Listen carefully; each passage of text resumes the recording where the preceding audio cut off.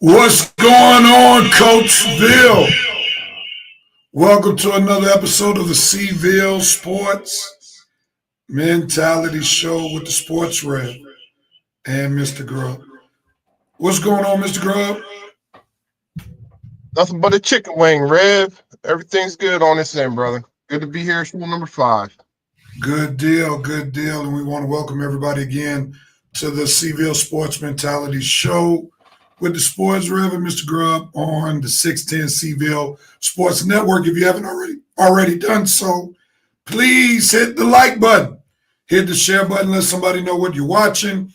If you're on YouTube, subscribe to the YouTube channel.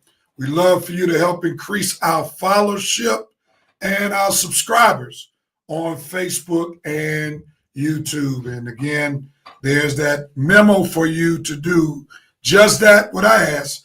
Please like and share this episode of the Seville Sports Mentality Show on the 610 Seville Sports Network. Are you ready to do this? Ready, man. Come on, we got to pick up the vibe. This is show number 5. Maybe I'm talking for myself, Rev. I don't know.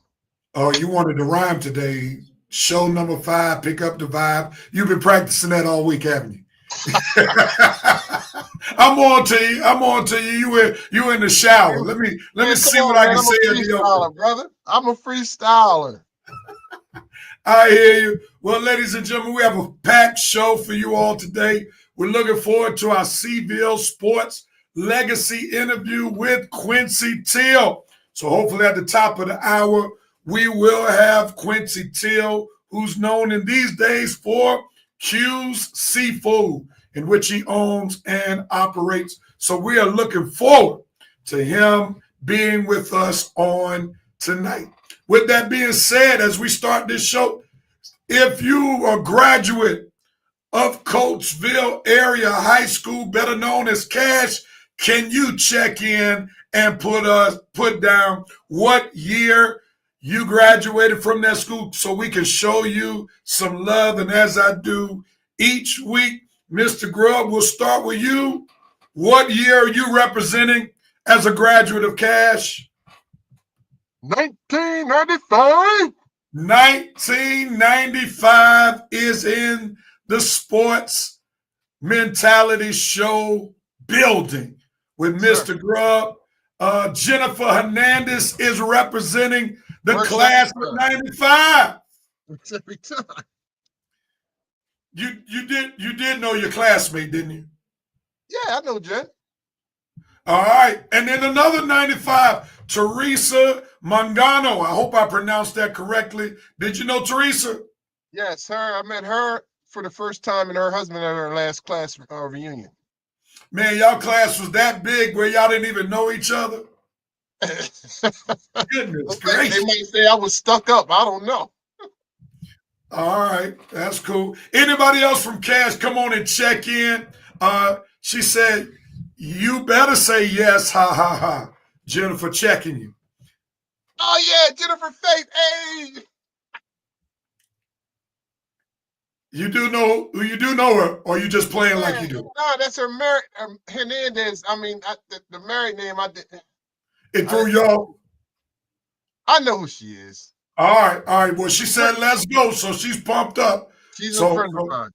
All right, that's cool. Anybody else from Cash, feel free to check in during the course of the show, and we'll love to show you some love. Put your name up on the screen. Also, during the course of the show, please put your comments. They may make it on the screen so you can see that we like to involve our audience on this show. That's the beauty of the streaming platform that we use, where we can engage our viewership on during the show, rather. All right.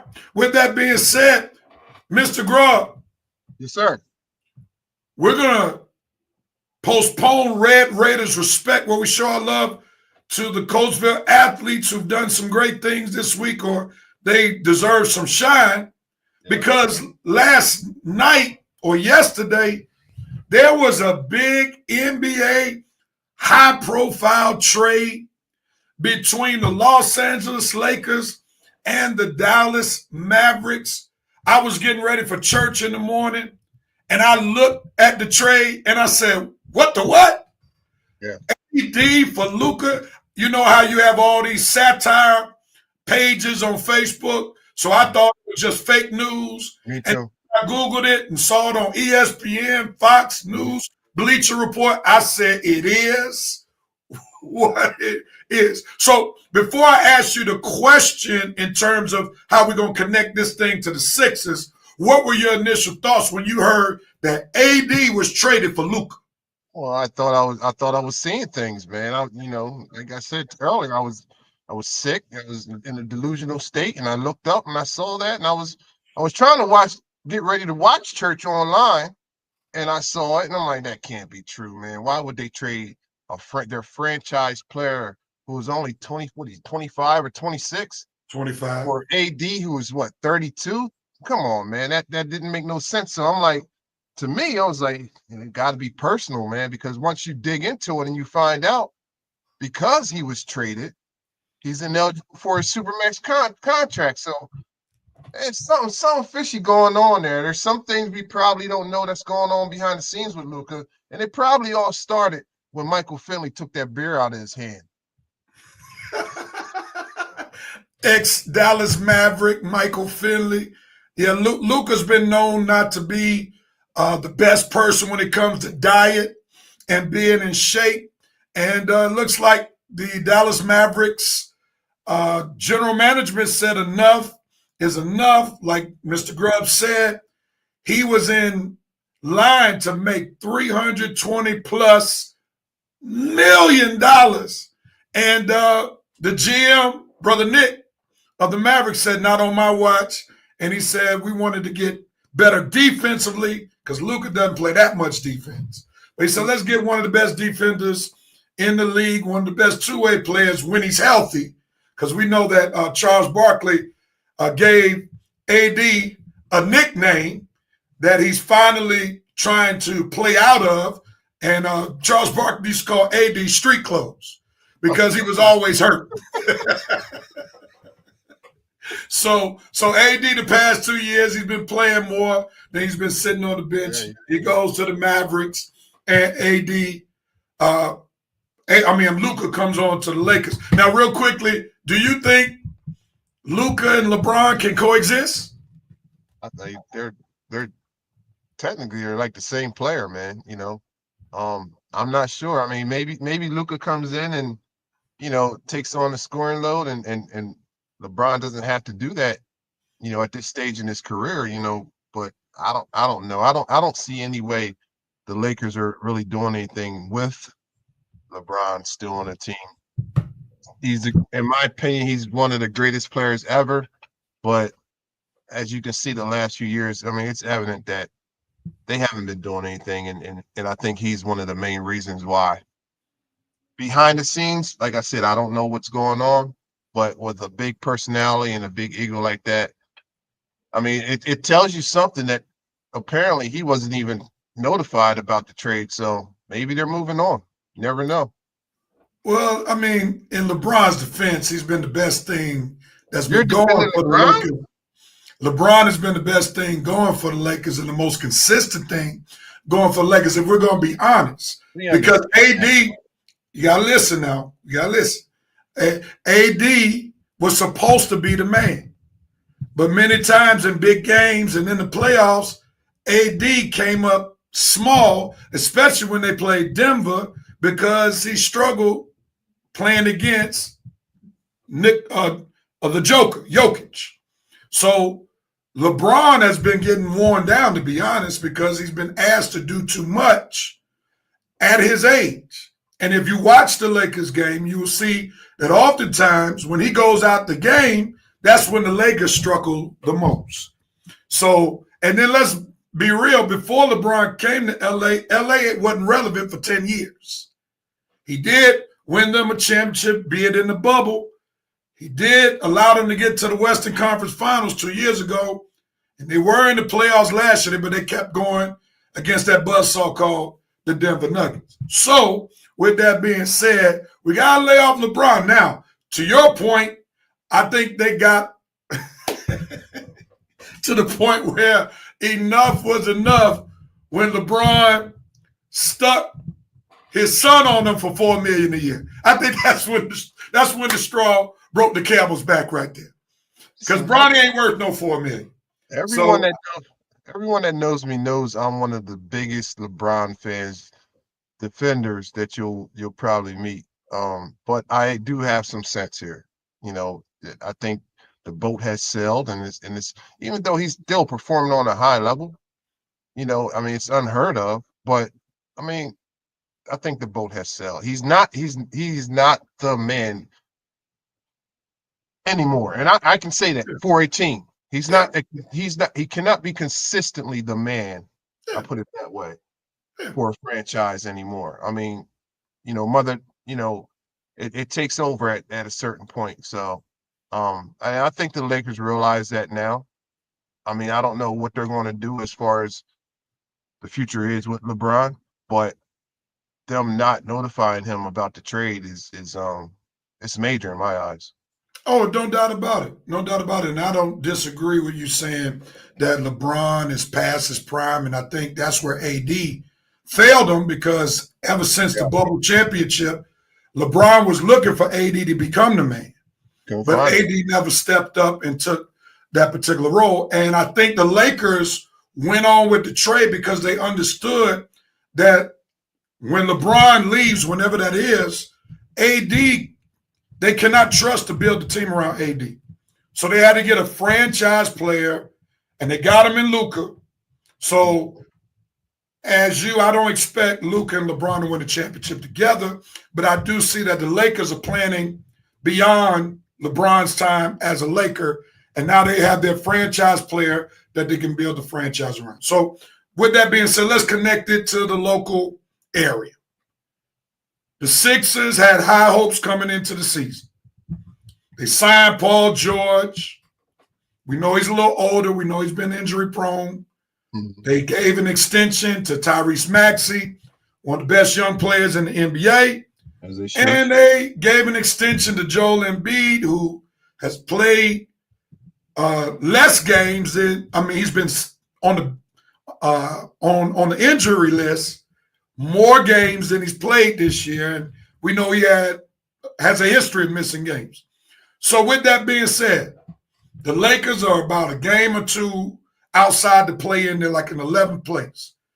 Do you think the Sixers should tank, or do you think the Sixers should try to make a trade, a big trade themselves? And if you believe they should make a trade, who should they trade? Hold on, matter of fact, before you say your answer, Heather May, class of 95, your classmate. Hello there, Heather. And she's showing some love. She said this: Embiid gotta go. Yeah, that's what I'm talking about. So you're saying if Embiid gotta go, that means by way of trade, because that's the only way he gotta go. Listen, unfortunately, Heather, as much as I want Embiid to go, it's almost virtually impossible. We're not going to get anyone of high value for Embiid. I mean, nowadays, the NBA contracts, you basically got to match money for money. The only person that I hear that they're talking about, in trade rumors is KJ Martin. And you would have to pair him up with another player like a Drummond. If you wanted to improve your backup center role, I mean, that's the best they could do. Like maybe trade Martin and Drummond for Kelly Olynyk from Toronto, something like that. But it's not going to be a blockbuster trade. It's not going to be a Luka AD thing. It's just not. I mean, I think the Sixers waited too long to do this. They just waited too long. I mean, Embiid's trade value is not high. Nobody wants, to buy a used car with 500,000 miles on it. I mean, that's Embiid, and personally, I'm drained. That's probably what made me sick this weekend. But like I said, I get up, I recover, and I get up faster and recover faster than Embiid. I can put it that way. And nobody's looking to trade for me. So, yeah, man, Embiid's going to be here for the rest of his contract. There's nothing we can do about it. We screwed ourselves. Well, I wish the Sixers could have done what I did on NBA 2K25. I started the season once I got my PlayStation 5 for Christmas, and I started the season or franchise mode with the Sixers.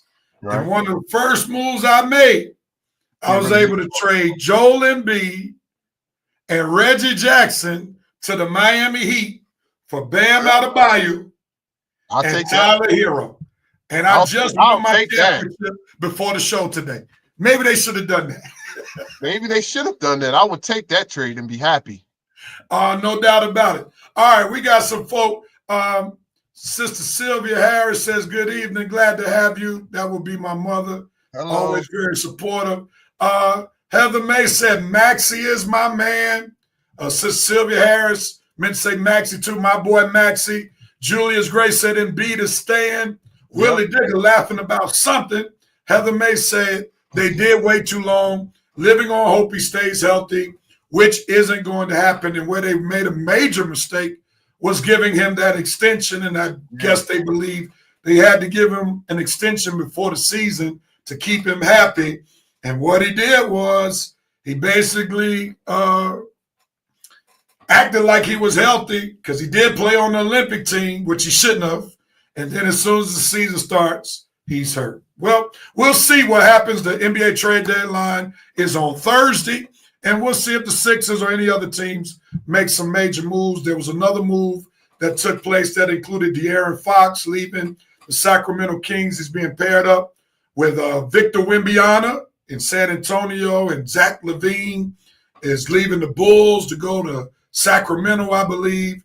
And then there was a third team in that trade. So if you're an NBA fan, stay tuned. Some more blockbuster deals may take place this coming week, as Thursday is the NBA trade deadline. All right, let's get back to some Coatesville sports. Each week we try to show some Red Raiders respect. And before we go there, Willie Digger want me to say Embiid is the MistaGrub of 95. Hey, Ray, let me give you a little background on this Willie Dicker guy. Go ahead real quick. His government name is I forgot his government name. Bear Stevens. That's his government name. He's gonna change his name. I don't know why, but he's one of Quincy Teel's biggest stalkers. Great human being, but when he gets on social media, he's a terror. So we'll have to deal with him all night. Respectfully, Willie Dicker. All right, thanks for the background, and I guess we can look forward to some more jabs that he'll be throwing your way if he stays on watching the show. All right, let's show some Red Raiders respect. This week we want to show some respect to some seniors who are playing their last games as basketball players for the Red Raiders. So look at this real quickly, and we will be right back to show them some more love. Red Raiders respect. Here we go.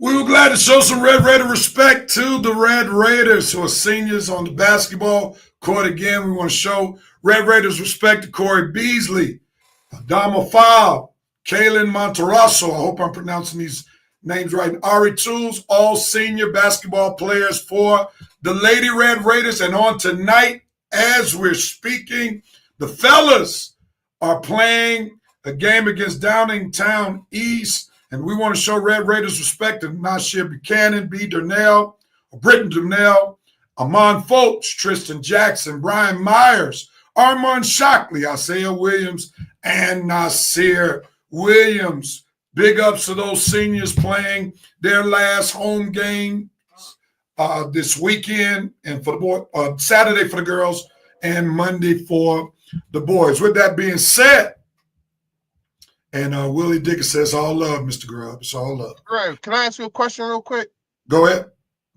Your last high school game, your last basketball high school game, did you cry? Actually, I didn't. Actually, I did. Now, are you talking about my last home game or my last game? Your last high school game, period. I did not cry. I was definitely upset because we lost in the region tournament, which y'all call the Chestmont, we call the region tournament against our rival, Douglas High School. And I went off that game. And actually that game propelled me to get my scholarship. Okay. So I dropped 26 points, 14 rebounds against a young man by the name of Antonio Reynolds, who was a high profile player in the state of Georgia. He went on to play his college basketball at Rhode Island. He played with Catino Mobley at Rhode Island. So selfishly, I said I would put in that work, to be honest. But I was upset, but I didn't cry because I put in that work. You know, maybe that was selfish. I don't know. But I wasn't devastated because I knew our team was limited because my junior year, I played the 2 and the 3. Okay. We lost all our size after my junior year. So my senior year, I went from playing 2 and 3 to 4 and 5. Yeah. So I already knew we didn't have much of a chance because during those days, most teams had 1, 2, or 3 good big men. So, you know, we overachieved, to be honest. But I knew we didn't really have much of a chance if we advanced because some other teams had some major big time players who played the post. My mother showed me some love. He was awesome in that game. She's always been one of my best cheerleaders. Yeah, she's biased, man. All right, man. Let's get it. All right, man. We were able to check out some games this past week. The girls are doing well. They're on a 2-game winning streak. They played some good basketball. We've been seeing some good basketball from their point guard, Micaiah, and then Gianna Jackson was really lighting it up from 3 on Saturday. And then their freshman, Milan Bryant, has been playing some solid basketball. And then there's a big-time freshman, and I don't mean it, any pun intended, but it is what it is. Janasia, number 23, she is coming on at the end of the season, and she is a talent. And if she stays with Coatesville, she and Milan are going to be a good 1-2 punch for the next 3 years to go along with those sophomores, Micaiah and Gian. Mr. Grubb, you were there. You saw both games that they won. What are some of your comments or observations that you would like to share? I just want to piggyback off you and continue with the talk about Janasia. Listen, we sit there and we watch those games and we comment to each other. And we ask each other, where did she learn that from? You know, because she has a lot of fundamental skills, and I can speak for both of us. We're thoroughly impressed with her. So my point is this: Coastal girls basketball have, you know, a future with the program with these girls, Milana, Janasia, Gianna, all these girls, man. They're working hard, man, and I encourage everyone. Playoffs are coming up. Come out and see them. You know, if you're not doing anything, just come out and see them and support them. They would love it, man, because there's not a lot of people at those games, man, and they need the encouragement. So I'm not going to talk too much about the games that I saw because I was thoroughly entertained. They played Unionville on Saturday, Rev, and they, you know, kind of played around with them in the first half, but they pulled away and they won. I think it was 59-40 was the score. But yeah, man, come out and support the girls, man. They need it. And you know, big ups to Coach Nicholson for weathering some stormy times for the girls. They went on a nice, long losing streak for a minute. Mm-hmm. But the girls have still remained competitive. They still play hard. And we want to really commend them for last week going 2-0. And if you would like to catch some clips of the game, 610 has some clips on the 610 Seville Sports Network page. Go check them out. And also we were able to do some interviews with some of their players and Coach Nicholson the past 2 games. So check those interviews out. If you're related to them, or if you know them, or if you know somebody who knows them, share them with them. Tag somebody and tell them to follow 610 the Seville Sports Network page. The boys went 1-1 this past week, and they went crazy against Henderson. They blew them out. They had to put the mercy rule on them as they went up. They wound up winning by 30 plus at Henderson, and then they had a chance to showcase their talent in New York City, in the borough of Brooklyn. They came up a little short during that game where they played Eagles Academy in what I may call a box gym. It was so small, and the court was so small, but both teams had to play on them, and they came up short. So I know both of us watched the game by way of stream on Saturday after we went to the girls' game. We were not able to see the boys' game against Henderson because we were covering the girls' game. But with that being said, what were your thoughts about what you saw when they played Eagles Academy in Brooklyn? I mean, we all knew it was going to be a tough game. I mean, from what we heard, that that program's a good program, and they got some tough kids on that team. But I was confident that the Coastal boys were going to go in there and make it more than competitive with a chance of winning. They hung in there, and they came back, and they had the lead at one point. But I think the environment, maybe them having one less ref than they should. They only had 2 refs. Should be 3 on the floor. I mean, I think there was some suspect calls, but I'm not going to make excuses. I just want to say that it's probably just a learning experience. They'll bounce back. Playoffs are coming. They're playing tonight. Hopefully they're winning. We'll get some updates later soon, but they'll be all right, and they'll be ready to play when the Chestnut playoffs come and the districts come around. Yeah, and ladies and gentlemen, the freshman is the real deal. Colton Hiller is the real deal. When he went up into New York City, playing against some of New York City's best ball players, that kid showed. Yeah, he's more than just hype. He is the real deal. If you have not yet seen this young man play, he's only 14 years old, 6'5", has a sweet jump shot. He's not just your typical spot-up shooter. The young man can shoot off the dribble from 3. He can pump fake you, pull up for the 2 points. He'll mess around and dunk on you, as Eagles Academy learned as he caught a tomahawk dunk off the rim on Saturday. I'm telling you, he is must-see TV. And big ups to Amon Folks, who showed up. The senior played solidly. He drove to the hole. He's quick, fast, and at certain times, Eagles Academy had some difficulty defending him. As Eagles Academy gained a lead, Coatesville missed 4 straight free throws in the fourth quarter, which was hurtful in their attempt to win the game. But they made it close towards the end. They had a chance to cut it to 3 after Colton hit 2 straight 3-pointers, take the lead from 12 to 6 with like 90 seconds left. But they couldn't get him the ball, and the ball was stolen. And then Eagles Academy went on to put the game away. But Coatesville has a great chance to make a great run. And as MistaGrub stated, to check out the girls, you definitely want to check out the boys as well. Last comment from you in regards to this, and we'll go into our sports legacy interview with Quincy Teel. Last comment, Ms. Grubb. So, Rev, I just want to talk about Colton, man. I mean, I was kind of like I can't blame Colton, man. I can't. What more can I ask of him? Like you said, he's 14 years old and he's in that moment on this stage and he's been doing it all season.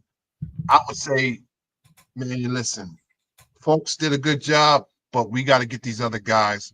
I'm gonna say it. I know it's high school ball. They got to step up.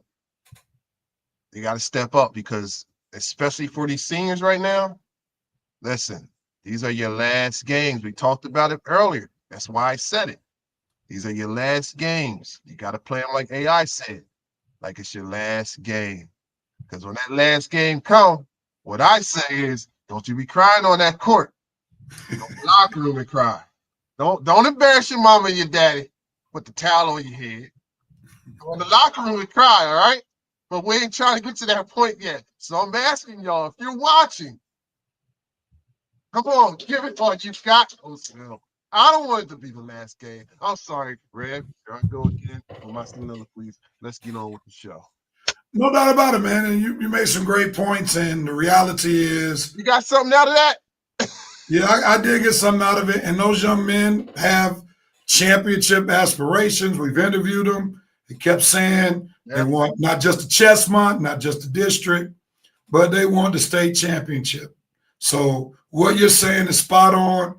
And some of them veterans are going to have to step up if they are going to go head on and win the championship. And I want to just say big ups to Coach Tootie, who's doing a phenomenal job. You can see the development of these young men from the beginning of the season to now, and he's doing a heck of a job coaching these young men. Whole staff, Rev, whole staff. No doubt. The whole staff is very good, and we look forward to what they're going to do. And hopefully while we're on the show, we'll get some score updates for senior night because they should be playing. Right now, big up to Lamar Brickus, who just came a part of the 610 Seville Sports Show, a sports channel staff, as he is covering the game for us tonight. With that being said, ladies and gentlemen, it's that time for our Seville Sports Legacy interview. I know there's been a lot of buzz about this interview because this young man who's been in Coatesville for a while has quite a following. He is a spark plug. He is a former football player. He is an entrepreneur who operates and owns Q's Seafood.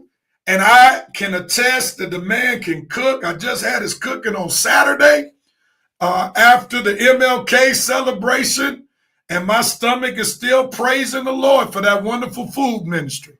With that being said, he didn't come to talk just food, but he came to give us some insight about him and his life and his journey. Seville Sports Mentality Show family, can you send up some hearts? Can you send up some lights for Quincy? Teel is in the building. What's going on, bro, Quincy? What's up, fellas? How y'all doing? Q. We love the introduction. Great. I love the introduction, man. That was nice. Hey, man, I try to do it. I can't trust Mr. Grub. I don't know what he's going to say. So that's why I got to do the introduction myself. He might forget that he's supposed to introduce the guest. He'll start introducing himself. Sometimes he wants to be the Seville Sports Legacy interview. He getting caught up a little bit, huh? I got to remind him he's supposed to ask questions, not do all the comment. Hey, I got an excuse for that, Rev. Go ahead. When we did our test run, our first test show, right? We had to do Coastal Sports Legacy, right? He didn't tell me anything about it. So he's like, oh, the Sports Legacy is MistaGrub.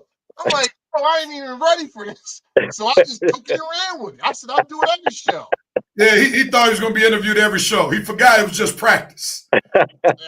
It's just practice. But anyway, Mr. Quincy Teel, we're so glad to have you. And we're going to let Mr. Grub ask the first question. Oh, man, you do it to me every time, Quincy. Hey, let you go first, man. He let you go first. That's an honor right there. All right, I got the question for you, man. What barbecue sauce you like better, Burger King, McDonald's, or Wendy's? Man, what kind of question is that one? See now he's going off script already. He's going off script already. Let's get back to the scripted question. On the real barbecue stuff. I just want to have fun with you, man, tonight. So Big boys barbecue sauce is it. That's where we're gonna go with. Cash rolling. Shout out to My Cash guy rolling. Cash. Big boys. Yeah. So, Quincy, am I right? You weren't born in Coatesville? No, not at all. Where were you born at? I was born in Grand Forks, North Dakota. Where's that at?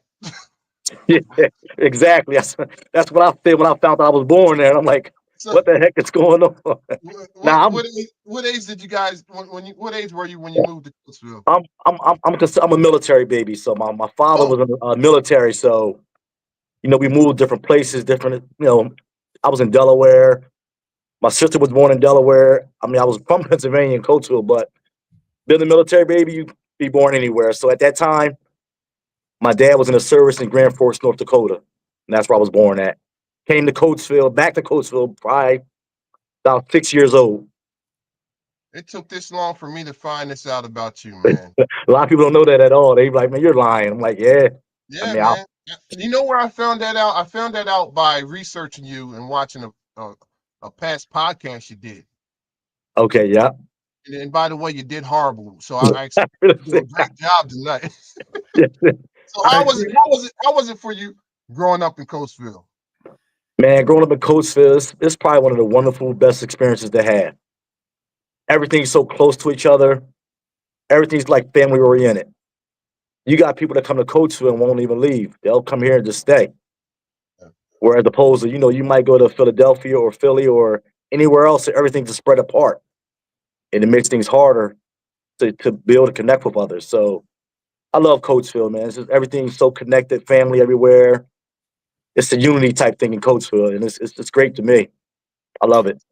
Quincy, as I jump in, and I don't mean to be disrespectful, but you are the first African American I ever heard being born in North Dakota.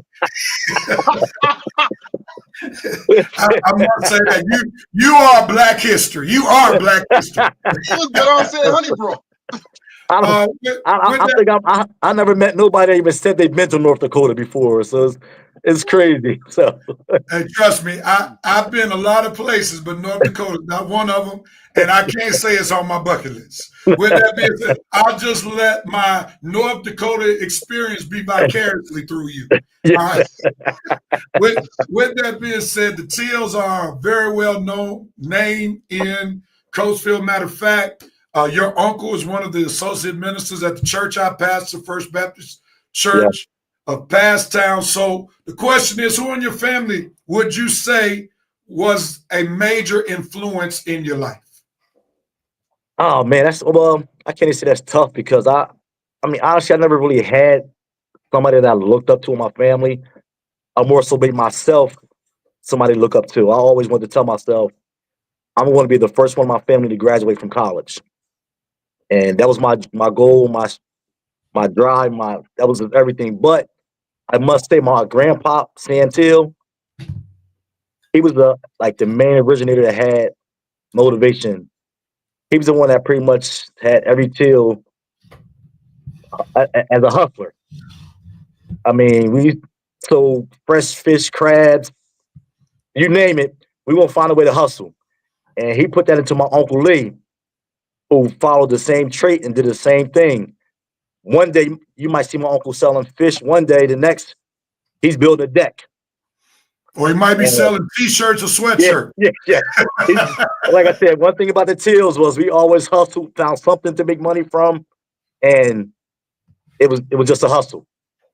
So, if anything, I would say my Uncle Lee, definitely him. So, and your Uncle Lee is the associate minister I was referring to. yes, that's what you're referring to, correct. Teel, and he's been a great person that passed on. He's the best. 2 weeks ago, as he's retired as our caterer, as Mm-hmm. well as retired from being our Christian education director. So I appreciate you showing your uncle some love, Reverend S. Lee Teel. Yeah, he's a great man of God. He definitely did a lot for a lot of us in the family. A lot of us growing up. He's the man. Can't take that away from him at all. Yeah, man. If you see a Teel, you will see they probably got 3 or 4 jobs. Yeah. So it's like, sometimes I think Quincy, I call you Jamaican Quincy. Sometimes you got everything going on. Hey man, so as a kid growing up in Coatesville, or when you were in Coatesville, you and going through high school, you had childhood friends. Who were some of those friends that you had that are still your friends today? Um, Childhood friends growing up had guys like Milt Baxter. His dad came to Oak Street almost every day to King. pick me up, to take me to his house to experience life outside of the hood. Yeah, I mean, when you went to his house, you was living like in the Beverly Hills, yeah, with the pool in the back. big pool, like everybody wanted to go there. So he was one, Milt. They took me in from day one, and I appreciate them and love them to this day for that. They helped me out to get me places, and had guys like Bust, um, Smirks, Harvey Norris, a lot of friends I grew up with from Oak Street in jail. To be honest with you, Mm. 90% of them are in jail or dead, and the only two I would say that are close friends of mine that made it out of Oak Street was Bust. And I mean, you had guys like Ricky Hicks, Ted Bookman. I mean, the list goes on as far as even. It's funny because like Rip, it's funny because a couple of times I bring him to coach on Oak Street, and he's not built for Oak Street at all. He's That's not his neck of the woods. But one time we went to go work out with Ricky Hicks, Yeah. and I want to call him my friend. That's like my father for real. So I didn't add him on that list, but that's my father figure. It's just funny how one time Rip stayed at the house and wake up. We're like, let's go. Time to go work out. Rip was like, what's up? Where's breakfast at? Yeah.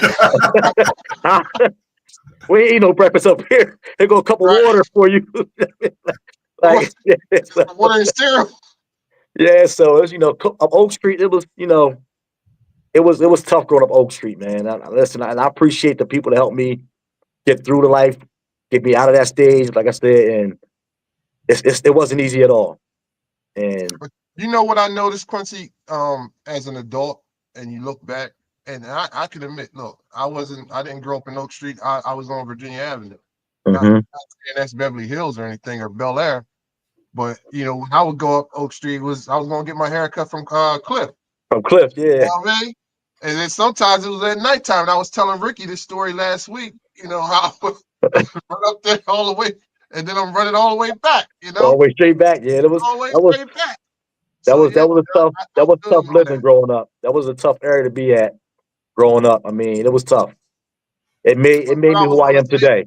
what I was gonna say is, a lot of people, if you look at them today, a lot of people were very successful that grew up in Oak Street, man. Yeah, very successful. And Yeah, it's a lot of talent that comes out of. I mean, not even just Oak Street. I mean, you had East End, you had Regency, yep. Avenue, Parkway. Everybody come from everywhere. But Oak Street was just one rough stop, and not just because of the people that was living there, the people that was coming there as well. Yep. And it was one way in and one way out. And it was a tough mindset to be up in Oak Street. Yeah. We appreciate you sharing that. There was a question, but it was answered. Cecilia Harris, my mother, asked which of the Teal's boys is Quincy's dad, and your cousin, Janisha Teel, answered it, Johnny Teel. And Harris, I'm sure she told you this before, but she wanted everybody to know she taught them all in Sunday school in the youth choir back at the First Baptist Church of Passtown in 1970. So we thought we'd let you know that your dad was in the choir at one point in time. Look like the 5 heartbeats out there, huh? Well, you shared a little bit about where you grew up, and we know that you are on the show because of your football prowess. You played football for Coatesville. It's been told to me, I didn't see you play, so I don't know if it's fake news or not. But they say you hold the record for the most interceptions in one season. Is that correct? That's correct. One season. And honestly, I didn't think it was a record, honestly, only because I was one shy of the record, but then I got 2 more in the playoff game. So I was under the impression that playoff games didn't count. Okay. Then I found like, no, that's the season. That's part of your season where, so definitely. But they stopped putting the names in the record books some years ago. But yeah, I was tough on that football field. I'm So how many picks did you have to set the record? 12. Did you have any pick sixes? One. Okay. First All right, first game of the season, I had one, and that was it. Wow. all right man. Do you remember what your 40 time was back then? Listen, I'm gonna be honest with you. I wasn't like fast. I would just had great, like I had a great skill set. Okay. I was a hard hitter. I was just excellent as far as coverage. But as far as speed, well, I was never had the speed. I was always listen. There was times where I run a kickoff return back, somebody ran me down. So listen, but I never had that speed. Listen, I had Dre Boggs on the other day. I mean, couple weeks ago. That's one person who I would well, listen. By far, I would say may have been the most athletic person I ever been around. Okay. Dre Boggs. When I listen, no, if I had his athleticism with my mixed in with my power that I had and instincts I had, that kid Dre was tough. I mean, he would stand still at a basketball rim at 6 feet, Mm-hmm. straight, no, just straight up two-hand dunk, easy, Off the vert. Off the vert. vertical. Yep. Yeah, you sound like me on the basketball court. I didn't have a whole lot of speed, but you said it, the word, you had instincts, but I would say also it sounded like you had a high football IQ. Yep. And sometimes having a high IQ for a game can trump speed. Yep. And in some cases, even talent. So Yep. you're my kind of guy because that's how I made it to college, also be able to play high school basketball off my knowledge for the game and my instincts. So when you first started playing football, who would you say inspired you during those years? Sort of, I didn't really have like a football player that I looked up to, maybe Dow Green, as far as playing for Washington. Okay. I just even like I mentioned earlier, Harvey Norris. We always was football every day. Football was we competed every day against each other. Well, they used to pay each other to fight. We'll fight each other first. They'll pay us to fight each other, watch this football, and then be friends afterward. Wow. Yeah, so I never really had that person I looked up to. Like I said, football wise, if anybody that I admired and coached for football may have been Jamal Ward and Andre Boggs. Okay. Yeah. MistaGrub. Hey, Quincy. So if I ask someone that knew you, what do you think of Quincy Teel? I would probably get the answer. He's a giving, selfish, and just a fun-loving guy. Where does that personality come from? You know what? It's crazy because I'm like, you will never see me down. I just smile. Like you'll never see, I might smile, but you'll never see I'm going through something. A lot of that goes from me being incarcerated and seeing the people what other people went through. At one point, one of my lowest lows was being in a hole with somebody that was in jail 1975. And I'm like, man, you was here since before I was born. And I'm like, man, I can't complain about my problems. So my mindset always was somebody else is going through much worse than what I'm going through. So I always run with that. I'm like, listen, I'd rather have my problems than the problems somebody else is dealing with. And that's what I live by. So I smile every day and just appreciate life, period, just being where I'm at. Because things always could be worse. Before we go deeper into that, let's go back to the field real quickly. Yeah. Because you mentioned you have been incarcerated. We definitely want to talk about that, how that happened, how that shifted, and things of that nature. But we know that when you graduated from Cash, you were not the valedictorian of your class, but you were asked to speak at your high school graduation. How did that come about? Commencement speaker at the graduation. Well, it was a couple of people was like, man, everybody like you, everybody know you. Won't you speak at the graduation? I'm like, I don't know if I got that in me. I don't know if I can do that. one thing about me, I wasn't good at speaking in front of people. I was always shy. So that was just never me. But I got to let people encourage me to do it. I got voted on to do it. And because the thing about me was I had friends all over the place. I was in the hood. So I had those friends. I was intelligent as far as school wise, basically mad.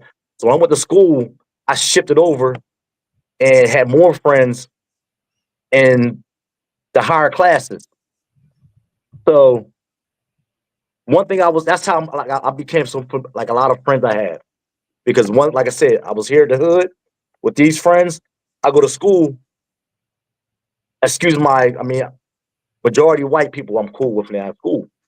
Because now I'm in a class with majority white, 3 black. So now I'm cool with everybody. I'm a fun person. I'm cool to get along with. So that's how a lot of that came about. So I had a lot of friends in school where that's where a lot of my popularity came from.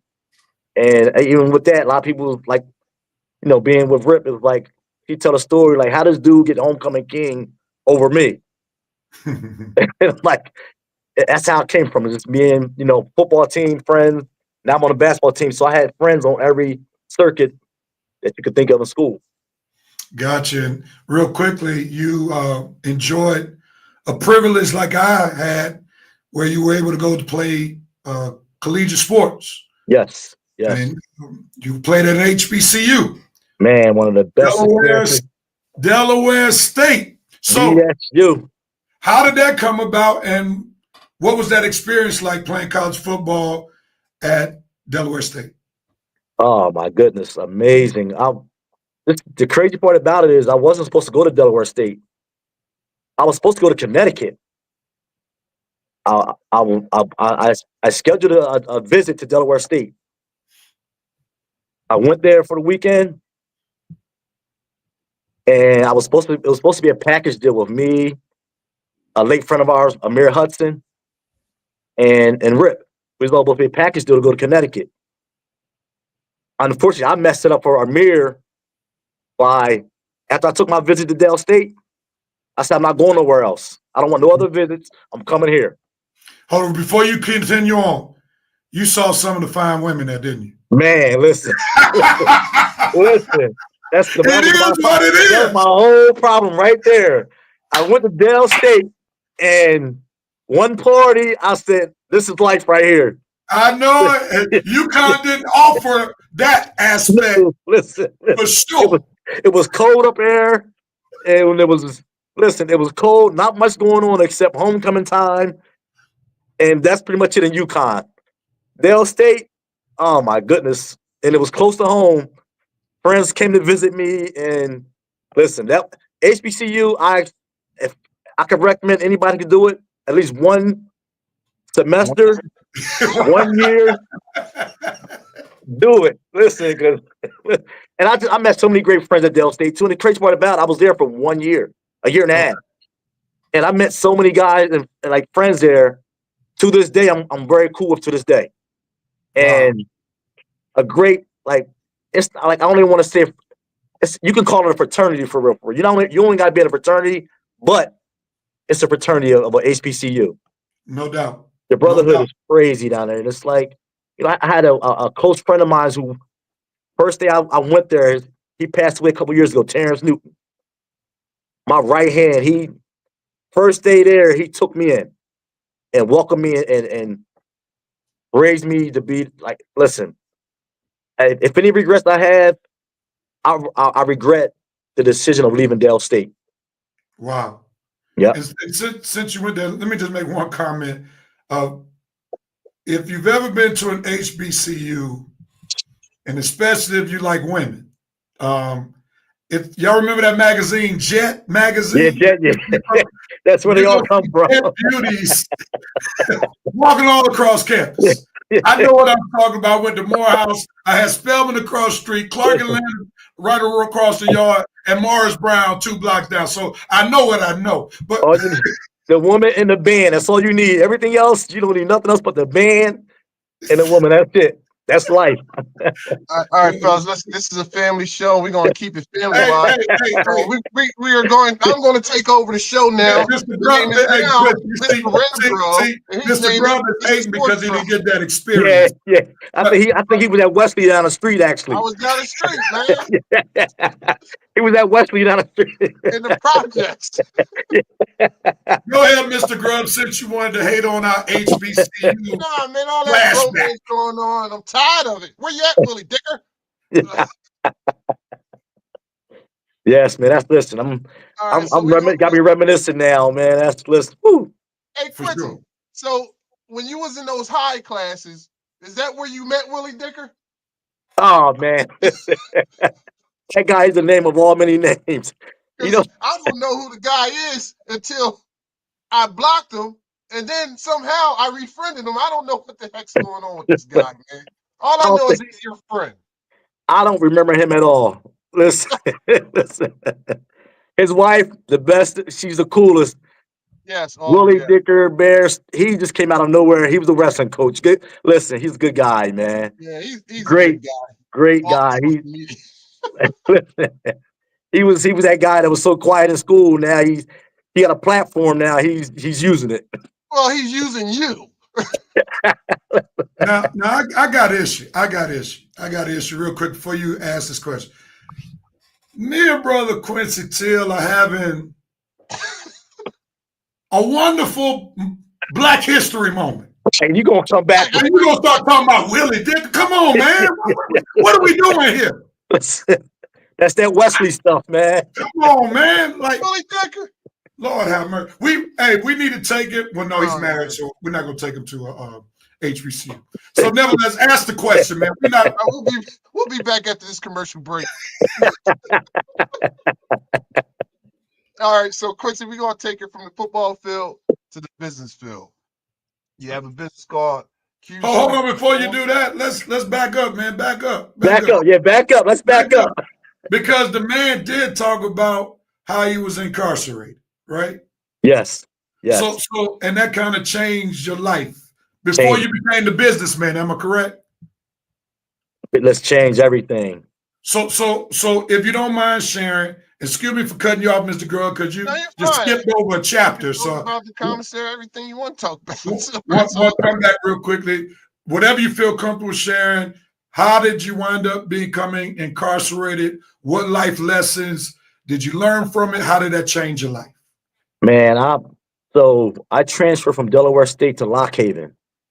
And I went to Lock Haven because a coach that recruited me and went to Lock Haven. So when I tell you, it's like you never imagine. My first weekend at the college, I get caught up in the wrong place, wrong time situation where it's pretty much like it was a murder that happened.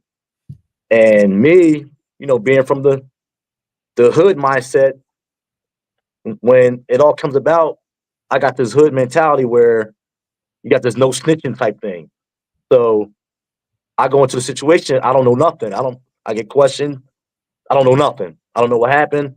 I'll leave it at that. I was there for half of it where the fight happened, but as far as the initial murder that happened afterwards, I wasn't there. And having my roommate, it kind of like I still have dreams about it, to be honest with you. It's a tough situation, but I don't mind speaking on it because I don't mind telling my story to other people so they can learn from it.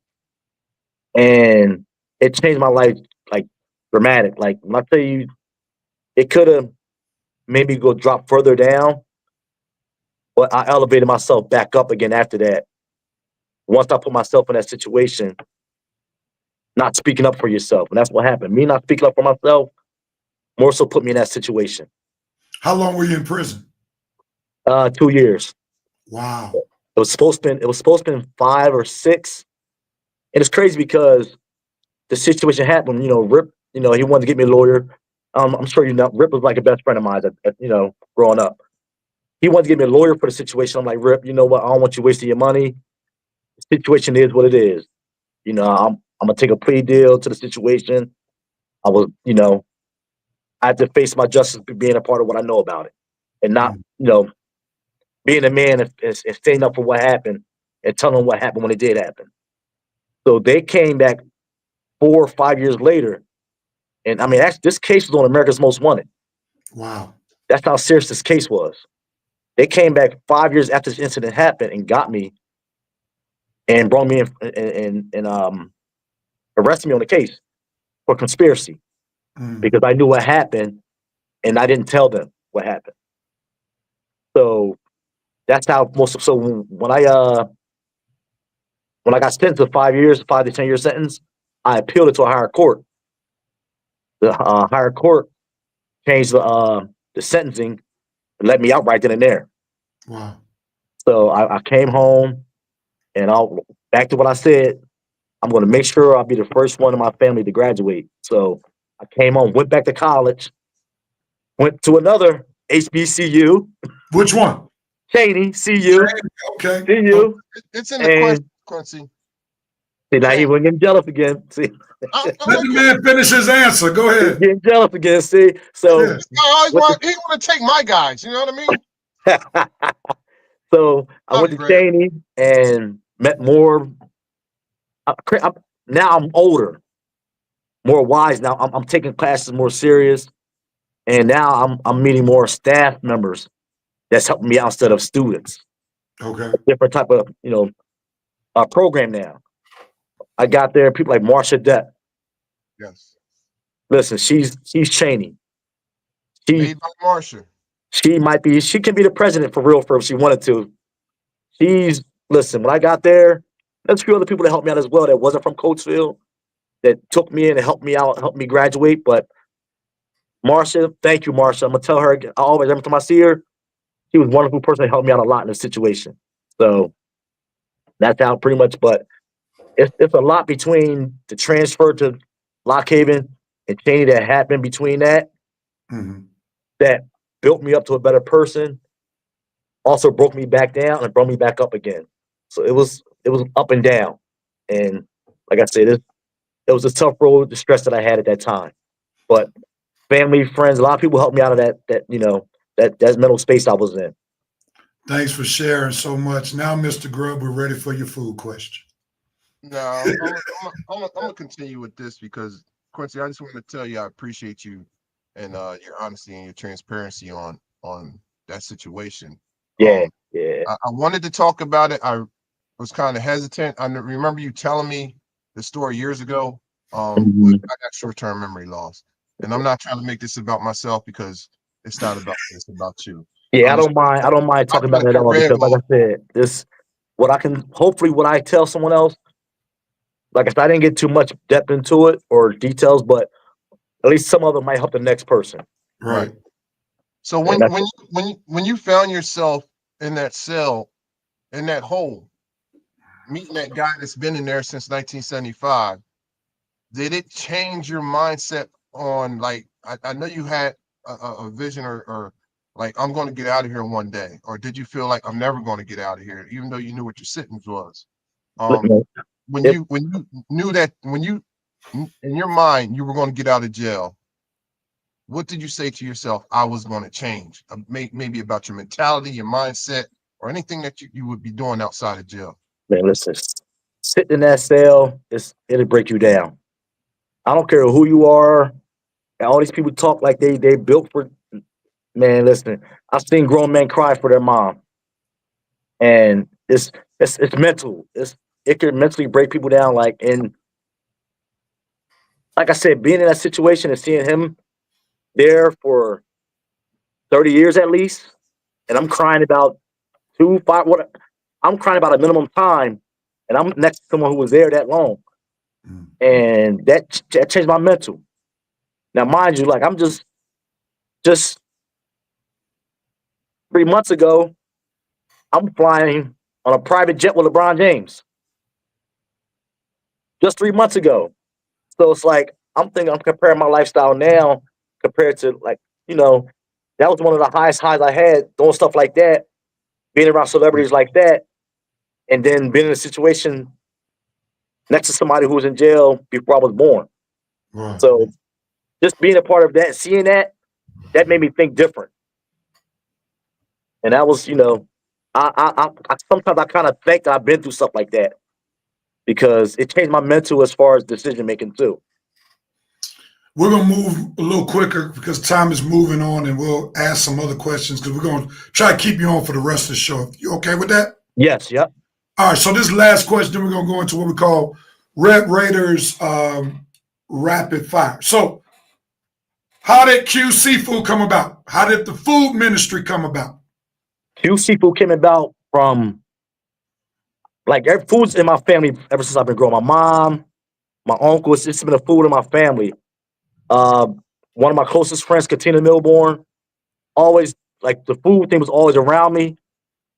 What made me get started was one time I was in Paoli.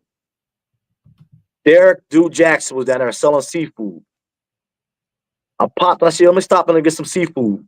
Stopped in, got some seafood, and Katina Milborn was like, listen, why don't you do this yourself? You make good seafood too. I said, you know what? You're right. I'm gonna try it. And from there, I just went. So like every like Monday, I'll just be Googling stuff and practicing Mm. and trying to do things better and have my family taste it to see how it was. And that's how it started. That's dope right there. And you know, it's been told that you do a lot of charitable work in the community. What developed your mindset to do charitable work, especially the charitable work that you do in the city? I just one thing I like I said, so many people have helped me through my progressions, and it's just in me. I love just seeing other people smile. Anything I can do, I don't do nothing for likes. I don't like the attention from it. I like to stay low key as possible. And anytime I can help somebody else or do anything for somebody else, because you also gotta look at it too. If I do this for this 100 people, that one person might call you to do their wedding, their birthday party. It just takes one person, and like I'm okay with that, and that's how I look at it. So you look at the big picture. As some people say, don't look at the tree, look at the forest. Yep, I look at the So, big picture out of it. yeah, you And definitely have vision. You definitely have vision. My mother wanted to chime in and said Quincy's grandmother, Mrs. Anna Teel, was a tremendous yes, cook she and was. individual. Yes, she was. She was one of the ones that my mama biscuits. Listen, Martin Lawrence yeah, reference. Yeah, her I biscuits, got them biscuits was mean with that syrup on them, and it was homemade too from the Aunt Your Mama flour type. You know, that's Out your mouth. you. Yeah. We do a thing called Raiders Rapid Fire with Quincy Teel. Mr. Grub gave me a list of things to mention to you. I'm going to let him do Raiders Rapid Fire for the first time. Hopefully, he sticks to the rules. and All do right. it right, right. So here are the rules, and I he's have to going to start mention. I'm talking He's, about this before. he's going to mention something, and you got to respond in 1 to 3 words. No Got sentences. No paragraphs, 1 to 3 words. First thing that comes to your mind. If you go more than 3 words, I'm gonna hit the mute button. All yeah, right. all right, yeah.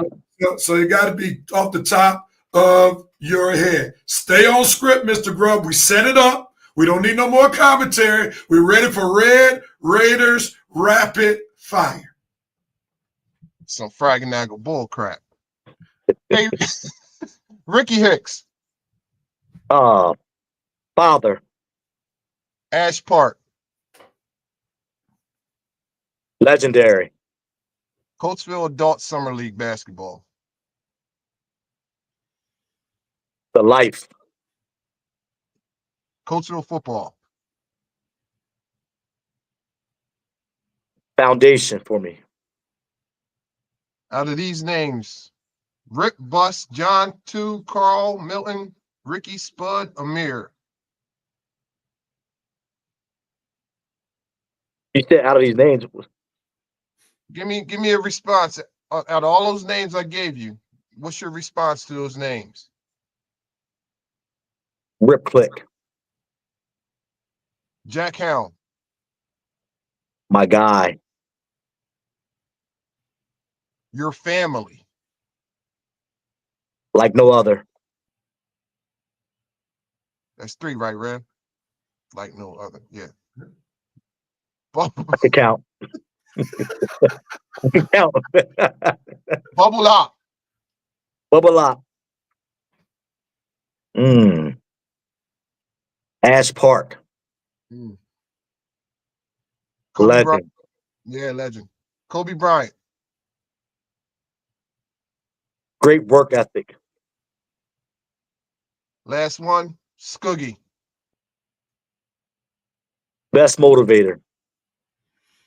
That's dope. That's dope. And while we're talking about Deacon Scoogie, we do a thing called we do Scoogieisms, and we'll do that towards the end of the show. You played for, I call him Deacon Scoogie, Coach Scoogie, only coach that's won a state championship for the boys. What was that experience like? And what is something that he said or did that left a lasting impression on you? Scoogie always, no matter who you are, he'll make you feel better about yourself, make you feel like he'll bring a lot out of you. You might be down. He was a great motivator.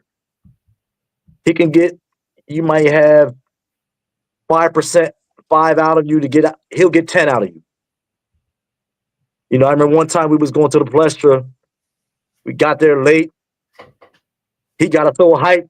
And like I said, he'll change the moves that quick and have you thinking you can beat Mike Tyson if you went up to a fight with him. That's how great of a person he was. Gotcha.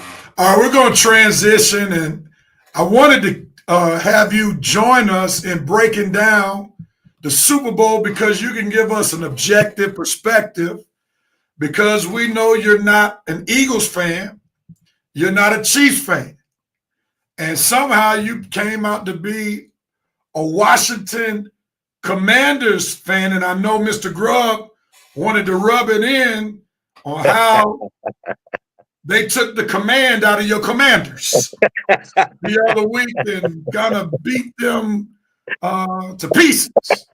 So how did you become a Washington Redskins fan at the time, I would imagine, before they became the football team and the Commanders?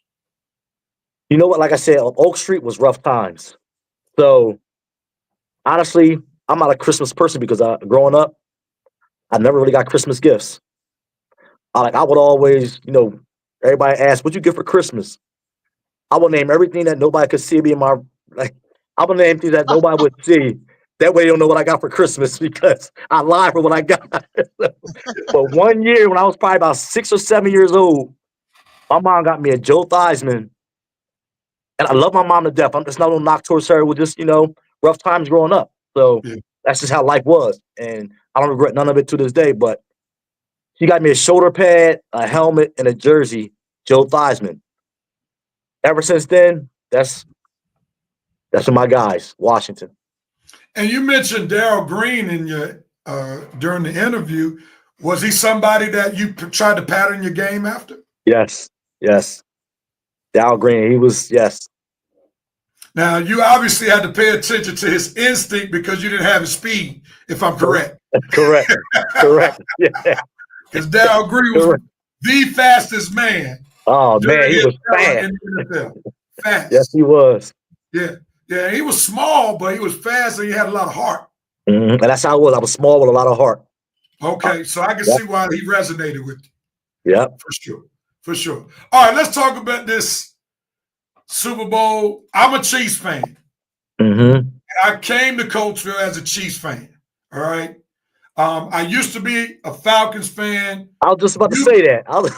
You guys, player from down in town, stole my Falcons joy in the person of Matt Ryan. When they re-signed him to make him at that time the highest paid quarterback after fumbling the Super Bowl, after the following year in the first round against the Eagles, and he allowed Nick Foles to beat them. They went on to win the Super Bowl, and then they came back and signed him to that big contract that I knew he could not live up to. And to this day, the Falcons have not made the playoffs. That's why I had to jump ship. So I want everybody to know I was a Chiefs fan before the repeat. Okay. right. Okay. So Okay. I didn't jump on since I've been in Coachville because they won 2 Super Bowls since I've been here. Matter of fact, they started with the Eagles 2 years ago, if memory serves me correctly. Yeah. Yeah. But anyway, Young retired we're out gonna here, break that's still down country. this Super Bowl, and I needed somebody who could dialogue and give some facts because Mr. Grub is a fan more than an analyst. Ain't no Because all he's wrong. gonna say, my team First gonna step is win. admitting it. The first step is admitting it, Rev. I dealt with that I'm so a much. fan. I'm a fan. I dealt with that so much. Yeah. Listen. I'm a fan of the Eagles. I just dislike the Eagle fans. They are the worst. The worst. Like nothing the team can do is listen. The worst. All right. All right, Mr. Grubb, you can ponder on that and give us a thought later on. But let's break down this Super Bowl. So we got the Eagles and the Chiefs. Chiefs had the best record in the NFL. They won the AFC regular season, won the AFC championship.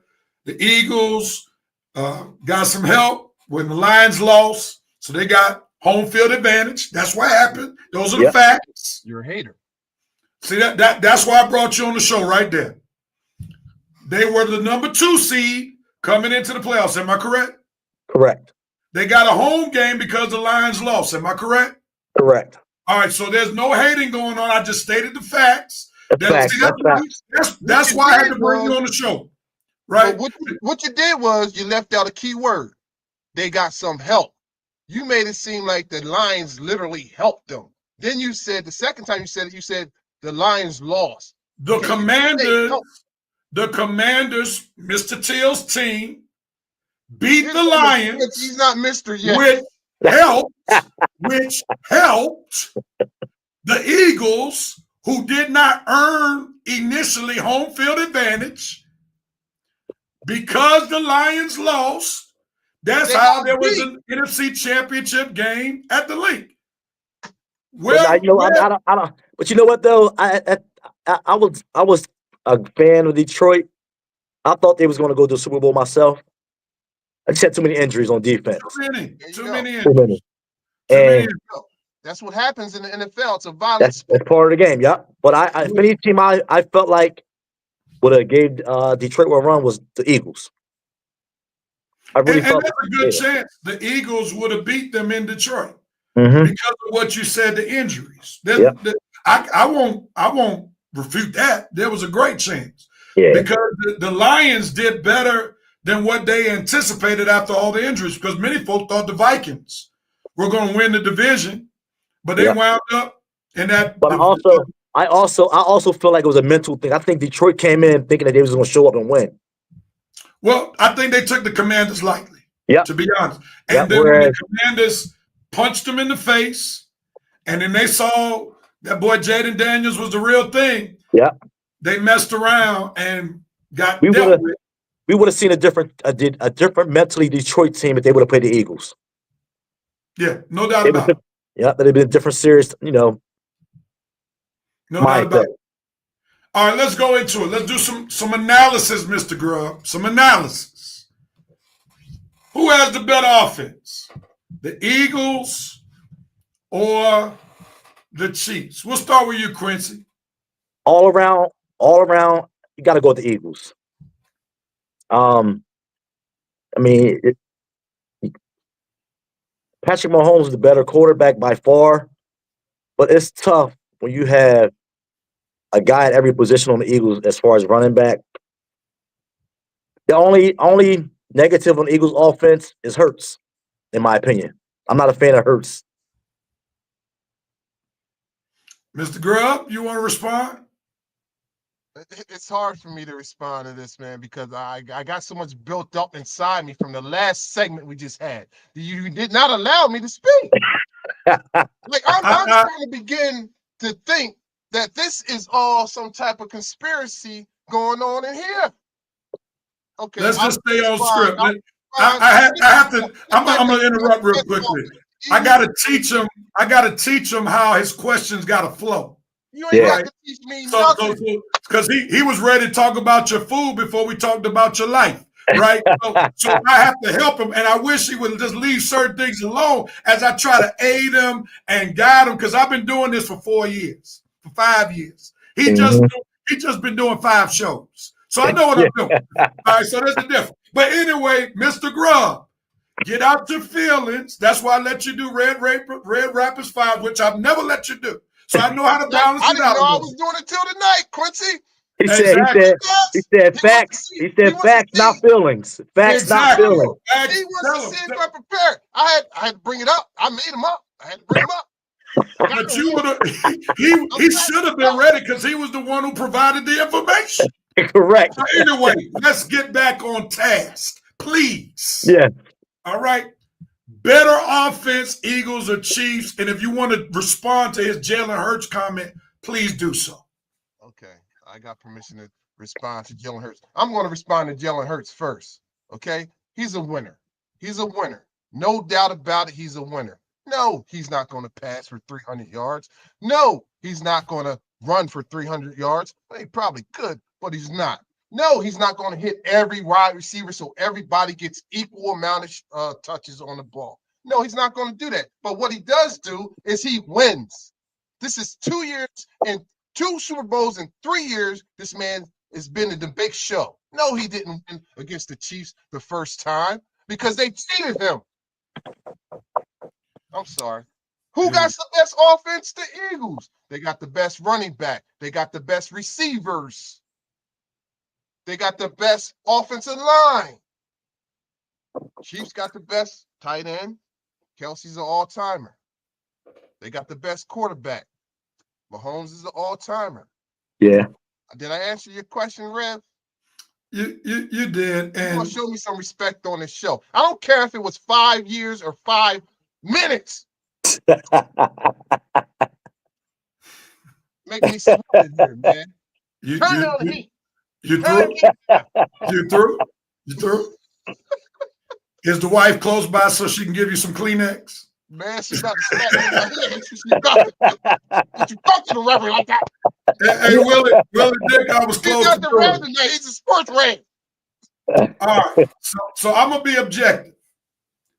I'm going to start with Jalen Hurts first. Yes, Jalen Hurts is a winner. The question is, are they winning because of him or despite of him? There's a reason why they went and got Saquon Barkley. There's a reason why they got one of the best running backs, or arguably the best running back this year in the NFL. Because if we go by what happened last year, when there was no Saquon Barkley, your team got bounced out in the first round. And therefore, Jalen Hurts is going to be only as good as he's going to be. So they needed somebody to take the load off of Jalen Hurts. That's why they got Saquon Barkley. If Saquon Barkley is not on this team this year, the Eagles are not in the Super Bowl. That's the reality. All right? So with that being said, as I shared facts and not feelings, I will say overall, the Eagles do have the better offense. The Chiefs have had to piecemeal their wide receiving core. The best wide receiver will not be playing. Rashee Rice, he got hurt early in the season. There's no comparison. We got the old D-Hop. He's not the D-Hop that played for Cardinals or the Texans. So, you know, we got the used car version of D-Hop. Yeah. All right, but Devontae Smith and what's the other receiver? AJ? AJ Brown. AJ Brown. They are by far the better receivers. It's not even close when it comes to Dallas Goedert and Kelsey. It's not even close with Mahomes and Hurts. But I will give the offensive line, and that's where many of the games are won, in the trenches. And I will give the Eagles the leg up when it comes to offensive line.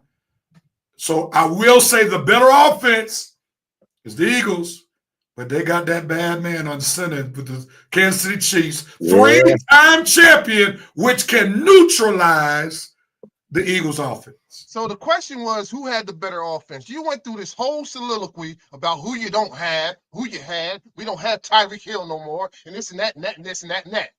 Did I mention Tyreek Hill? You know what? You No. sound like this is what you're doing, Rev. This is what you're doing. This is what I'm doing. Set it up for if y'all lose. No. If y'all lose, you have an excuse. But if y'all win, we're a dynasty. Mr. Grub, what I provided for you is called analysis. That's not analysis. I want you to look up that word. It's called analysis. And I shared why my thoughts were my thoughts. So I gave you the reasons why the Eagles were better, and I shared what my team didn't have. I shared what my team had. See, as you grow in this field, I want you to grow in analysis. That's what I gave. It wasn't a soliloquy. Mr. Teel, that's why I had to bring you on. Did I make up anything with my Mr. Teel? No, did I make up anything with my analysis?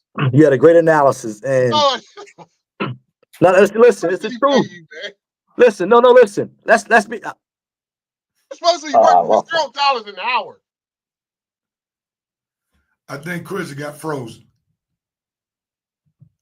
Hello? We'll give him a chance to come back. Yeah, but that's what's called analysis, Mr. Girl. So we're going to give you a chance to redeem yourself with some analysis. Yep. Now, you did give some good analysis initially. All right, so better defense, Eagles or Chiefs? Obviously, the Eagles have the better defense. They've had the better defense for all year, except for maybe the first 2 games. Got the better defense. They got the better defensive backs. They got the better linebackers. They got the better defensive line. They got everything better. Everything is better. I mean, we don't even really need to talk about this. So are they better, or have they just had a good run? Because the Chiefs have been doing it consistently. Chris Jones is not a one-hit wonder like Jalen Carter is right now. Chris Jones is one of the best in the league. There you go. So I'm not one player. I'm talking about defensive position. Corvallis on as a defensive end. McDuffie has done it longer than Mitchell. And the other, what's the white guy's name? What his name? You know what I'm talking about. It's your team. No, I'm talking the Eagles now. So you're not listening. You're not listening. Yeah. McDuffie.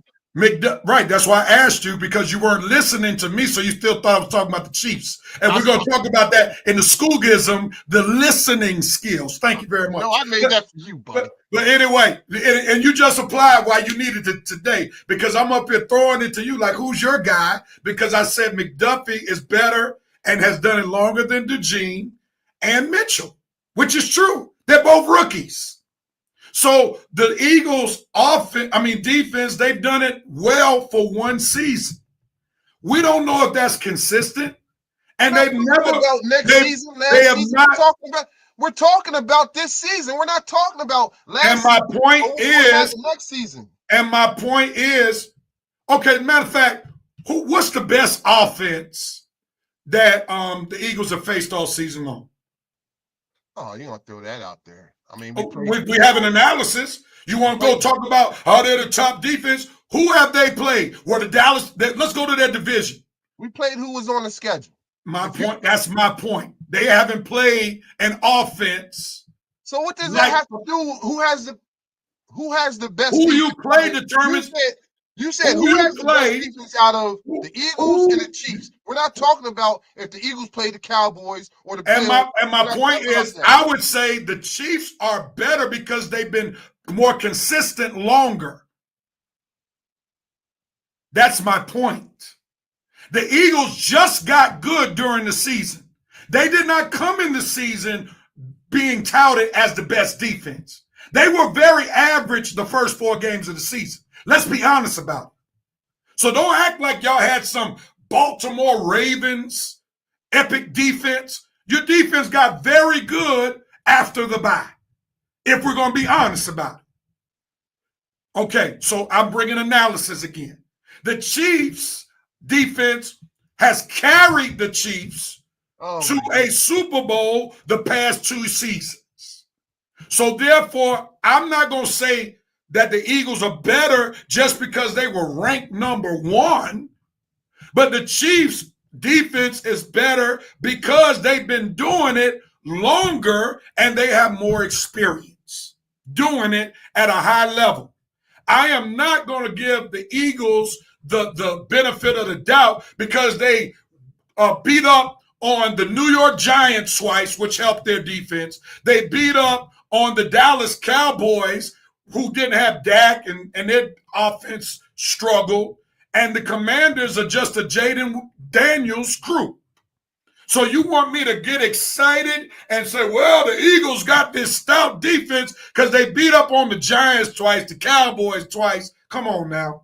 That's where analysis comes in. You can pick your head up. You done? I am, because I gave you analysis. I gave you analysis. That's not analysis, man. That's your little personal feelings against the Eagles. You're Eagles hater you're in disguise, put it that way. Were the Giants terrible? I'm asking you a question. Were the Giants terrible? Giants were terrible. Were the Cowboys terrible?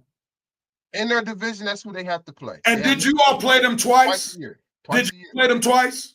So I don't really think the Cowboys have a terrible team. I just think they were terribly coached. I don't care, but they were terrible against y'all. So you played them 4 games. That's almost 1/4 of your season. And you sit up here talking about my analysis is not on point when you up here talking about we have the number 1 defense when you played 4 trash games. Stop it. So I'm going to go with the Chiefs because they've done it longer and they've done it on a Super Bowl level going on 3 seasons now. Right, anything else you want to share before we go on? You talking about the records, man. You talking about the records? If it's about the records, then I would just say the teams that we played. They were trash. Were they trash? You play who is on the schedule, Rev. That's what I'm trying to tell you. When you provide analysis, you take that into the equation. You don't just say, this is the number 1 team because they were number 1 in the statistics. All schedules in the NFL are not equal. You do understand that, am I correct? So you're looking at the Chiefs' schedule, right? They played every number 1 team.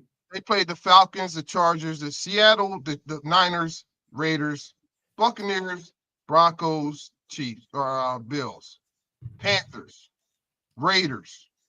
You want to talk about playing teams twice? Raiders, Panthers, the Browns. Oh, no, they don't play the Panthers once, and you all played the Panthers too. The Texans. Oh, the Texans were in the playoffs. Keep on going. Steelers, Chiefs. Steelers playoffs. Keep on going. Come on, the Steelers weren't in the play. They were in the playoffs. They were in the playoffs. Am I correct? Didn't y'all play them too? Didn't y'all play them too?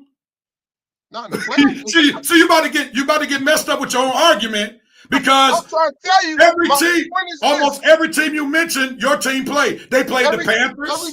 Every team they played the Steelers. Playing bum teams, man. That's what I'm trying to tell you. You can't go by four games or 2 teams we played 4 times.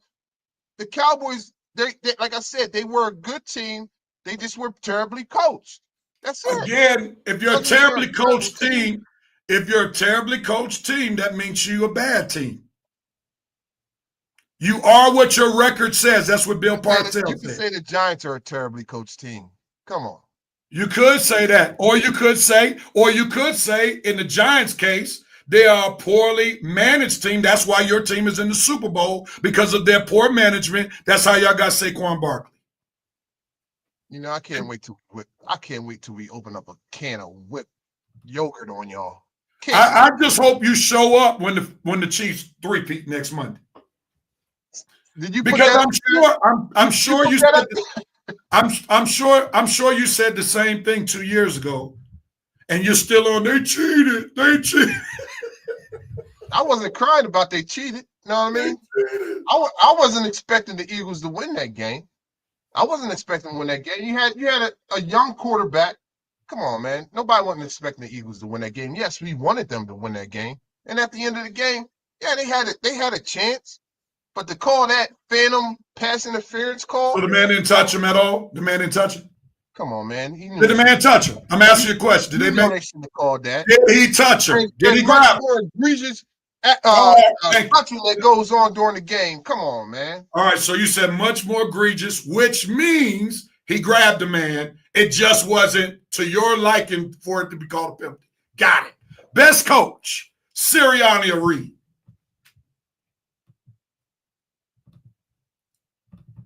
Kill me, Rev. Kill me. Sirianni or Red? Reed. Obviously, Reed. Tell us why. I mean, before he even got to Kansas City, he's been to the Super Bowl, 5 conference appearances, NFC conference appearances. I mean, he has two straight Super Bowl rings. I mean, he's a matter of fact, on top of that, the most important thing, he's managing his time now. I wish he could have did that in Philadelphia, but hey, he's the best coach out of him and Sirianni. I mean, he calls offensive plays. Sirianni doesn't. You know, he's just more of a figurehead. So there's no comparison at all. That's the best analysis that you've given in 5 shows. That's like a slap in the face, man. But you stated facts. You stated facts. You got out your feelings. You stated facts. And I'm not even going to echo. I'm going to say ditto to what Mr. Grubb said. Now, let's go game time. Let's go game time. If the way the Eagles win, they got to be up by a touchdown or more. That's how they win the game. If it's a close game, if it's a 1-possession game, can I ask you a question? Who do you trust more, Sirianni or Reed?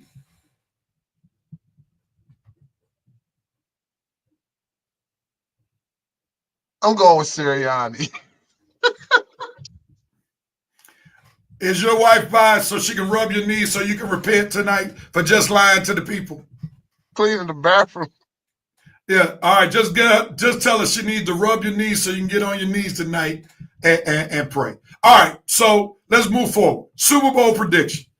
We know you're gonna say the Eagles gonna win. Why do they win and give us? How you know that, man? You don't know that.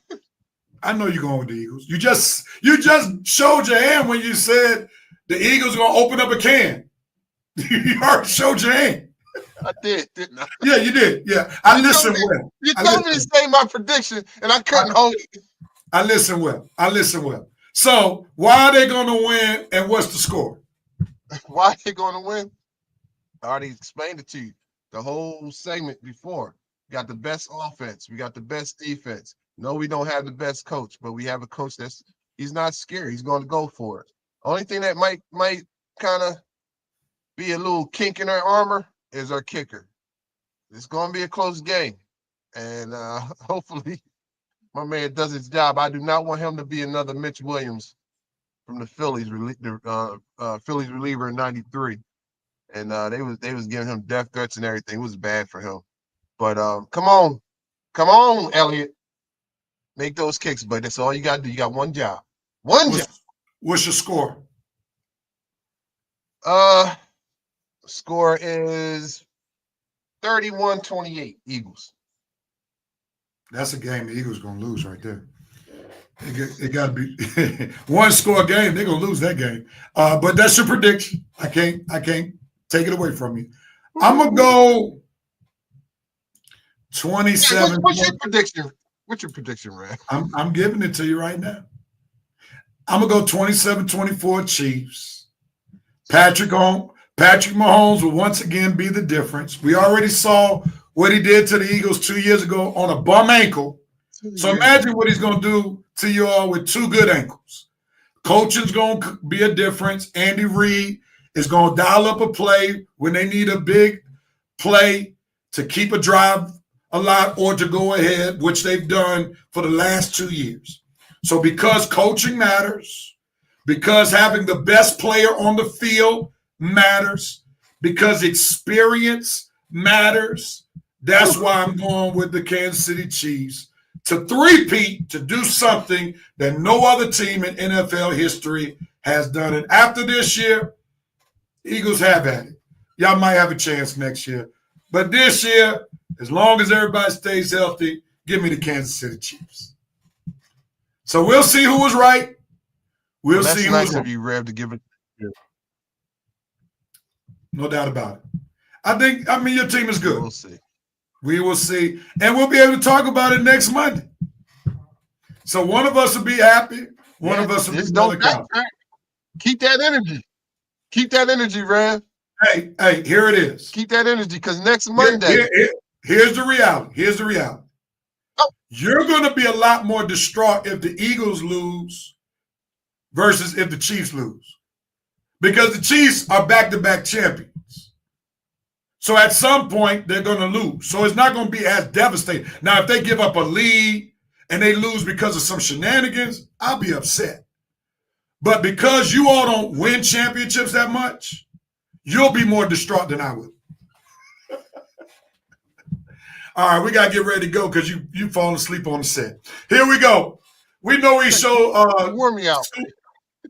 We show love, and let me do something first. We're about to end this show real quickly, but we show love to Deacon Scoogie, who I call Deacon Scoogie, and Coach Scoogie, Championship Coach Scoogie, as we try to lift up his memory and then learn from some of his wise sayings. So this week, Mr. Grubb provided for us this saying that he hasn't yet applied yet, but listening allows for deeper understanding. Woo! Better connections and the ability to learn from others. Speak, Deacon Scooby. What does this mean to you? Listen, man, and I'm going to apply this to you. If you listen, it will allow you for a deeper understanding of Mr. Grubb. Mr. Grubb and the Sports Rev can have a better connection and the ability to learn from our viewers. That's not how Scoob would say it, but that's how I would interpret it, because I would listen to it. Now, you got me thrown off, man, with the listening part, man, but all honesty, man, I was trying to think about a Scoogism this weekend, and I started to say, okay, let's apply this to like my life, that what's going on now. Like what would Scoog say? So that's where the Scoogism comes from. Sometimes you do have to start listening. You know, everything that's said to you doesn't deserve a reaction unless you're on this show. It helps, you know, get a better understanding of where someone else is coming from, maybe coming from. And then it helps you basically, you know, learn from others, because if you're always talking, you're not listening, how are you going to learn anything? So this is probably my worst Scoogism yet. because I must tell you, man, you threw me off because you used my own Scoogism on me. So I get to the Scoogism, I'm like, you don't want to deal with the truth. You can't handle the truth. I can't even make this sound good, man. You done sabotage my Scoogism. Hey, that's wrong. I was just loving the fact that you provided this Scoogism, and you proved Deacon Scooby right. But indeed, I'll just sum it up by saying this, and you know, all of us can be better listeners. And someone said it wisely. We need to listen more than we talk, because that's why God gave us 2 ears and 1 mouth. And I think that's, you know, all of us can do better listening so that we can have deeper understanding about people, about topics, about what's going on in the world. Also, we can develop better connections by knowing people. If we listen to their story, listen to what they say, listen to what they don't say, you can kind of understand what people are going through or what they're still struggling with. And then also we can glean from others and become more knowledgeable, become more insightful, become more helpful. by listening more. So I truly appreciate you providing that schoolgism and allowing me to apply it to you during the show. Praise the Lord. As we get ready to close, we are all about sports with the touch of Christ. And I want to just share this quick nugget from the scriptures. The psalmist says in Psalm 121, verses 1 and 2, I will lift up my eyes to the hills, from whence cometh my help. My help comes from the Lord, who made heaven and earth. And therefore, all of us have different struggles in life. All of us are going to need assistance, aid, help in life. And the psalmist says, as they raise the question, my help comes from the Lord, who made heaven and earth, the creator. And as we all battle with various things in life, we need to understand that we have mighty good help that comes from the Lord. And this is why, as I think about another scripture that Deacon Scoogie Love said, Proverbs 3, verse 5 and 6, trust in the Lord with all your heart, lean not unto thy own understanding, all thy ways acknowledge him, and he will direct your path. Understand, we can help ourselves by relying on the help from the Lord. And if we rely on the Lord's help in all that we do and all that we want to do, great and better things will happen in our lives. And I'll leave you with this question. Think about what has gone wrong in your life when you have not solicited divine help. Rest on that question, ponder on that question, and maybe that may lead somebody to try things a different way. With that being said, show 5 is officially over. We want to thank you all for tuning in to the CVL Sports Mentality Show. It was good chopping it up and engaging in banter with Mr. Grub. We want to thank Quincy Teel for joining us on today, sharing his story, being our sports legacy interview. And even though he had to get he was bounced off by the technology, he did provide us his prediction. His prediction is 24-20 Chiefs, which I know will not like. Thank you so much, Miss Kim, who is our network coordinator in charge of our communication. She makes our network look much better than what it is.